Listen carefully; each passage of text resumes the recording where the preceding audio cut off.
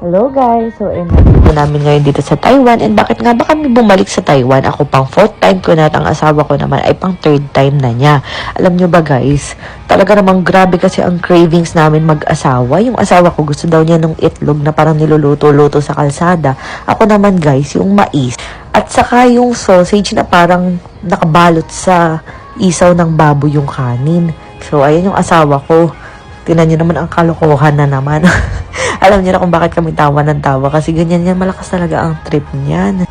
Kahapon medyo maulan talaga, buti na lang ngayon hindi na maulan. Ayan, for the kiss the person. Pero bukas yun na talaga yung pinakang tour namin. Alam nyo ba guys, ako lang yung nagbook ng flight namin nito. Yes, pwede na ako mag-travel agency. Diba Shala, ako yung nagbook ng hotel.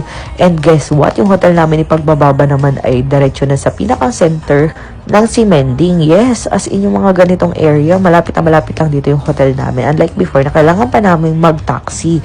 So, ito nga pala si Ate Dayan, guys. Binibidyohan ko rin kasi nagbablog din yan. So, isupport nyo rin nga pala yung vlog niya, ha. So, binibidyohan ko lang. Sabi ko, sige ate, maglakad ka. Ayan, maglakad ka. Tapos tumigil ka ng konti dahil ako naman sa bandang unahan mo. Ayan. So, meron na siyang bagong iPhone kasi. Pero binibidyohan din siya ng asawa ko sa likuran. Ito naman si Ate Andy, ang registered caregiver, registered midwife na bagong yaya ni Natnat. Nakakatuwa lang kasi pinipili talaga niya kumain ng healthy si Natnat. Pero medyo hirapan talaga dahil nasanay siya sa mga pansit canton at kape. Ayan. Pero kumakain naman niya ng itlog, guys. And chicken. So, ito nga pala, magla-lunch na pala kami ngayon. Ito yung kinain namin. 55 pesos nga pala per ganyan. And nasubok pa ang Chinese spoken language ko.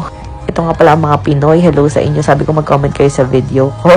And after that, pumunta na kami ng Taipei 101. Pang-apat na beses ko na rin umakyat dito. Pero ayan, syempre, first time ni na ate. Kaya sinama ko sila dito. So, ito naman si Ate Andy. Sige, mag-post ka. Ayan, kita nyo na, paupo-upo po si Buntis. Hirapang-hirapan pa ako mag-video para aura-aura sila, para may pang-upload naman sila sa kanilang mga channel. Ito si Natnat nakakita ng ganyan nagtatakbo, kaya for the habol talaga si Ate Andy sa kanya. Mabait naman niya si Natnat, pero kasi mas gusto talaga niyang sumama sa akin. Talagang lagi siyang nakabitin sa akin. And gusto rin niya talaga na pag matutulog, ikakargahin namin sila mag-ama. So, ayan si Ching Ching, tinuturuan namin siya mag-walk-walk at baka nag-post yung aking video. Marunong na kasi siya maglakad pero natatakot kasi kami na palakarin siya sa matitigas na parte ng bahay. Baka siya mauntog, madapa. Ayan, lagi siyang tinuturo. Ayan na nga, o, diba? O, ayan na nga, o, ayan na nga. So, for the banding muna si Natnat at si Ching Ching. Si Nathan at si Ching Ching. Nalilito na ako. Magkakapangalan kasi kami. Grabe, ang bilis no. 1 year and 3 months na agad si Ching Ching. Tapos buntis na naman ako ngayon. Nalimutan ko na nga yung pakiramdam ng hindi buntis. Parang feeling ko lagi na lang akong buntis. Andito nga pala kami nito sa Taipei 101. Gumala-gala at ikot-ikot muna kami bago kami nagpunta dun sa pinakang tuktok. Ayan na, napaka-cute talaga ng baby ko at marunong na siyang mag-walk. Ayan. And si Natnat talaga, gusto niya magpabuhat sa tatay niya. Siguro napagod na rin kakalakad. Lagi na sinasabi, Daddy up, Daddy buhat. At ito na nga yung moment na umakyat kami dito sa yung elevator na paakyat sa taas, ganun. So, magugulat talaga kayo. Ayan, video na nung asawa ko. Dahil grabe, guys. Napakabilis talaga ng elevator na to paakyat sa 89th floor. Ayan o, tingnan nyo naman. Wala tong fast forward ha. Ganyan kabilis umakyat. And yung kulay pula dun sa parang drawing ng building, yun yung parang pag-akyat namin. Ganun kabilis, imagine mo. Tapos may part pa dito na sumasakit na yung tenga namin dahil tumataas na kami.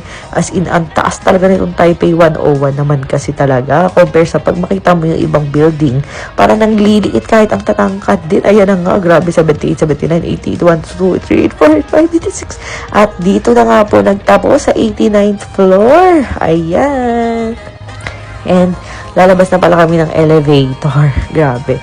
Ganito kaganda ang tanawin na makikita mo sa ibaba. Diba lumiit yung mga building na malalaki? Tapos inaya ko ng asawa ko mag-photobooth daw kaming dalawa. Diba ang sweet? Tapos ayan, iniwan pa niya dito yung isang picture namin kasi 2 copy para daw makita nyo mga magpupunta sa Taiwan. Sa Taipei 101 nga pala yan, guys. Eh, naghulog ng token yung asawa ko dito at si Natnat naman, Daddy, ako na. Daddy, ako na. Talaga naman chismosa. O, diba? Siya na nga. Ayan, tinitingnan din niya kung anong itsura dun sa baba. And ayan, ito nga pala yung nakikita. Napakaganda naman kasi pero medyo maulap kasi ngayon. So, ito nga, ewan ko ba't parang naghahang yung cellphone ko ngayon. Sobrang dami na atang video kahit 1 terabyte cutie. iPhone 16 Pro Max fully page. Ayan, si Ching Ching. Ayaw talaga niya may nakalagay sa hair niya.